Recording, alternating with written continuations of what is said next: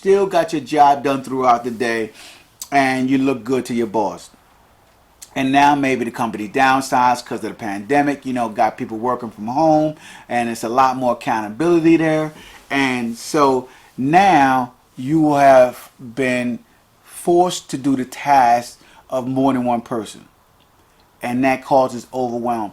And overwhelm is incredible, guys. Overwhelm can cause a lot of things, as well as physical and mental health breakdowns. So understand that when it comes to overwhelm. So you have to be managing your overwhelm at all times, guys. You got to manage it.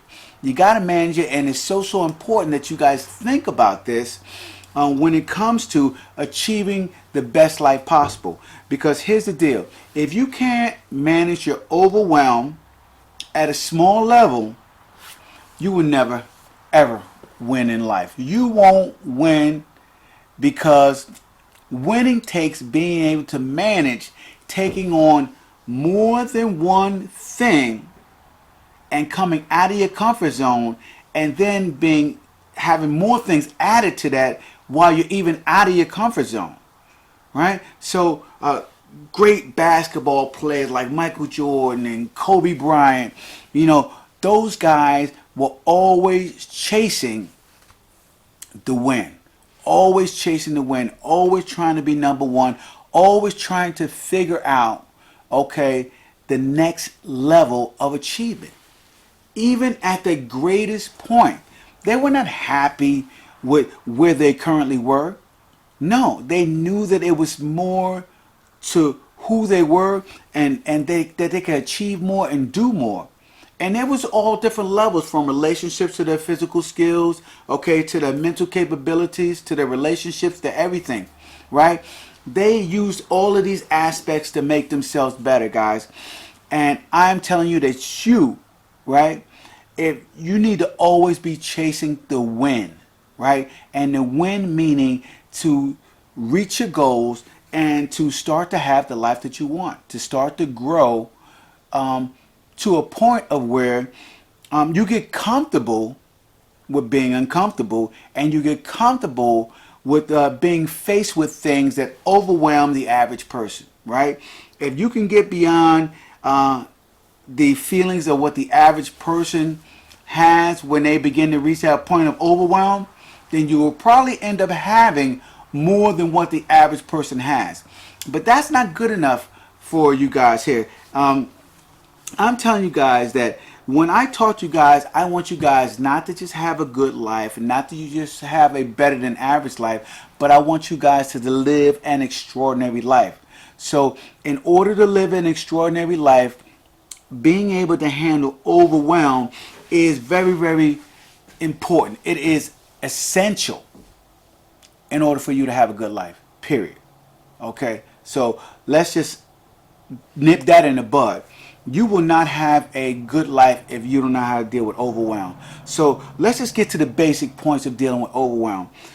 If you are ever in a situation where you're feeling overwhelmed, you have anxiety, your breathing is heavy, right? I tell people all the time, and this is what I used to do to my officers when they were in the academy, and I know that they were good officers, but they just happened to be dealing with way too many things, maybe trying to deal with a personal life at home, and at the same time trying to make it through the academy with all of the physical and mental obstacles that are put in front of them. And the first thing I tell them to do is take a deep breath, guys. I personally take a deep breath and I count when I feel overwhelmed. I don't count out loud. I'm counting in my head. I'm counting to myself. And I do like a breathing exercise, right? A lot of times when I'm feeling overwhelmed and I feel that tightness in my chest, it's a lot going on, I just take a deep breath. And I fill my lungs and I hold it there. And I hold it there, and then I just breathe out. I may close my eyes. I may be in a situation where I can't close my eyes, guys, but I'm taking that deep breath, right? I'm filling my lungs up. I may not even be making noise, but I am calming myself down immediately with my breaths. Breath work is incredible.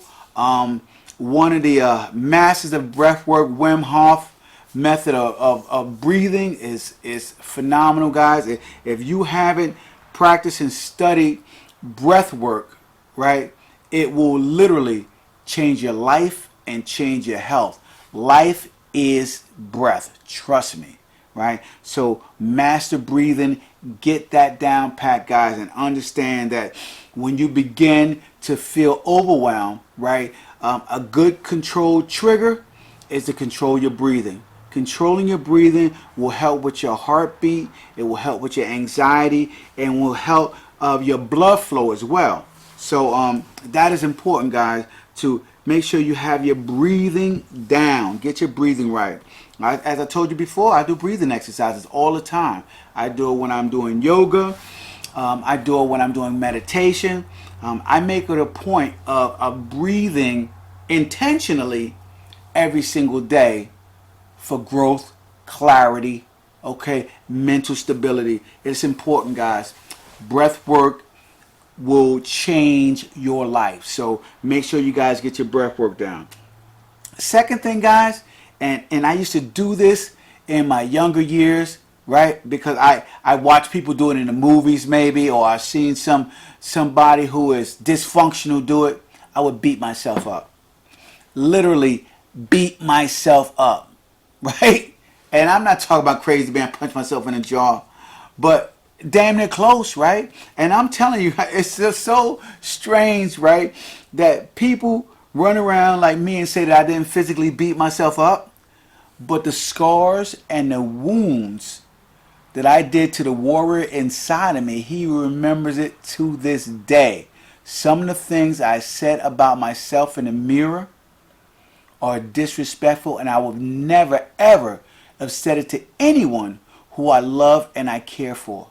Guys, I'm telling you right now, do not do it under no circumstances. Do not beat yourself up. Call yourself on your problems. Call yourself. Call it. You fucked up, you fucked up. You say it, right? Put it out there, right? Call yourself on your problems. But guys, do not beat yourself up. You made a mistake, right?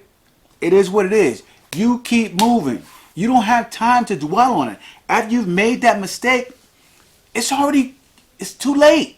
You fucked that up. You need to step forward, okay, and step forward immediately and fast, right, with a purpose, so that past mistake quickly fades in the background. I'm talking about leaving it in your rearview mirror as you're going 100 miles an hour down the highway. You know how fast something disappears when it's standing still and you're going 100 miles an hour down the highway and you look at it through your rearview mirror? That fast, man. That fast. That is how quick, right, you need to let go of the mistakes that you made. Learn from them, move on quickly, guys. So don't beat yourself up. Don't do what I did, because those scars can literally almost last a lifetime. So don't do that to yourself, right? The next thing I tell people to do is ask for help. Ask for help. I always tell my officers, ask for help.